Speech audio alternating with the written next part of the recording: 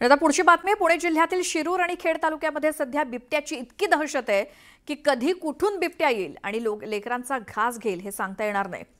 माणसं शेतात सोडा गावात घरात सुद्धा सुरक्षित नाहीयेत आणि बिबट्यांचा इतका सुळसुळाट झालाय की लोकांना अक्षरशः जीव मुठीत धरून जगावं लागतंय। शिरूर मधला नरभक्षक बिबट्या ठार, बिबट्यांची दहशत मात्र कायम। बिबट्यांचा बंदोबस्त करण्याची मागणी। पुणे जिल्ह्यातल्या शिरूर आणि खेड शिवापूर भागात बिबट्यांची प्रचंड दहशत आहे। खेडच्या काळेची वाडीमध्ये एक चिमुकला बिबट्याच्या हल्ल्यातून थोडक्यात बचावला। चिमुकला झोक्यावर खेळत असताना बिबट्या अचानक मांजराची शिकार करण्यासाठी थेट कंपाऊंड मध्ये घुसला। काही क्षणात चिमुकल्यानं प्रसंगावधान राखत घरात धाव घेतली। कुटुंबियांनी आरडाओरड केल्यानंतर बिबट्या घाबरून पळून गेला। तर दुसरीकडे ज्या भागात बिबट्याची मोठी दहशत आहे त्या शिरूरच्या पिंपरखेडा इथं बिबट्यानं थेट घोड्यावर हल्ला करण्याचा प्रयत्न केला। मात्र आरडाओरडा झाल्यानंतर बिबट्यानं शेजारच्या ऊसाच्या शेतात धूम ठोकली।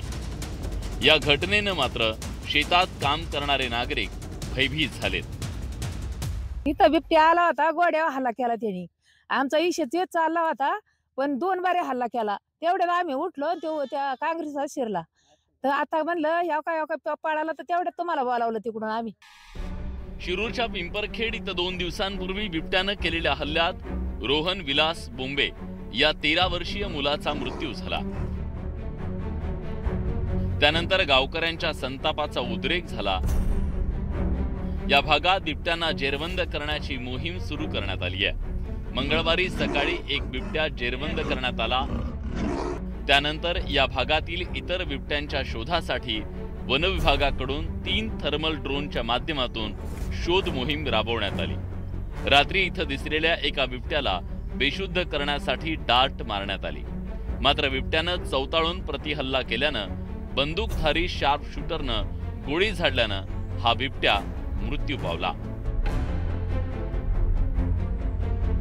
ठार झालेला बिबट्या आणि मृत रोहन बोंबे यांच्या घटनास्थळी आढळून आलेले बिबट्याच्या पायाचे ठसे या बिबट्याशी जुळत असल्यानं हाच बिबट्या नरभक्षक होता असं वन विभागाच्या कर्मचाऱ्यांचं म्हणणं आहे। वन विभागाने आपली मोहीम त्या ठिकाणी चालू केली आणि या मोहिमेमध्ये त्या बिबट्यांना बेशुद्ध करून त्या ठिकाणी त्यांना कलेक्ट करण्याचं काम चालू असताना ज्यावेळेस हे कलेक्शन चालू होतं त्यावेळी बिबट्याने वन विभागाच्या कर्मचाऱ्यांवरती त्या ठिकाणी हल्ल्याचा प्रयत्न केला। मात्र अशातच जे राऊंड फायर झाले याच्यामध्ये रात्री एका बिबट्याला ठार करण्यामध्ये वन विभागाला यश आले। मात्र या परिसरामध्ये बिबट्याची दाहकता ही फार मोठ्या प्रमाणात आहे।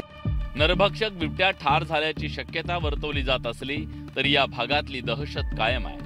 गेल्या 10 दिवसात या परिसरात तब्बल 11 बिबटे जेरबंद करण्यात आले तर 1 ठार झाला। बिबट्या आणि मानव संघर्ष या भागात तसा नवा नाही। आतापर्यंत बिबटे भटकी कुत्री आणि गोठ्यातल्या जनावरांना शिकार बनवायचे। मात्र माणसांवरच्या हल्ल्यांमुळे परिस्थिती गंभीर बनली आहे आणि त्यामुळेच इथले नागरिक दहशतीत आहेत। त्यामुळे बिबट्यांचा बंदोबस्त करण्यासाठी कायमस्वरूपी उपाययोजना करण्याची गरज आहे। सचिन तोडकरसह bureau report, news 18 Lokmat, Pune. तर हाच नरभक्षक बिबट्या नेमका ओळखायचा कसा, त्याची पद्धत काय आहे त्यावरती आपण एक नजर टाकूयात। बिबट्याला ट्रॅप करून तो पकडला जातो आणि बिबट्याचा स्वॅब हा तपासणीसाठी DNA लॅबमध्ये पाठवला जातो। बिबट्याच्या शरीरामध्ये मानवी अंश आहे का याची तपासणी केली जाते आणि मग बिबट्याच्या शरीरात मानवी अंश जर सापडला तर तो बिबट्या नरभक्षक मानला जातो, अशी आहे पद्धत।